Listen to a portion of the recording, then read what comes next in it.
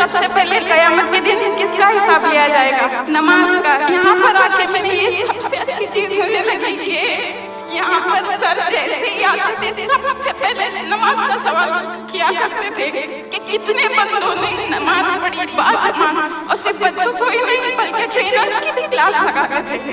तो कल कयामत के दिन जब ऐलान होगा कि कहाँ है वो शख्स जहाँ पे जिनके अखलाक बहुत अच्छे हैं, तो सबसे ज्यादा सर इंग्लिश हाउस एकेडमी के ही लोग रहेंगे इंशाअल्लाह। और जैसे सर की तालीम रही है, सर जिस तरीके से सिखाते हैं, अगर आज हम सर की अच्छाइयों में से एक नाखून के बराबर भी कोई अच्छाई लेकर जाते हैं तो इस सर्टिफिकेट या ट्रॉफी से बहुत बड़ी चीज होगी इंशाअल्लाह।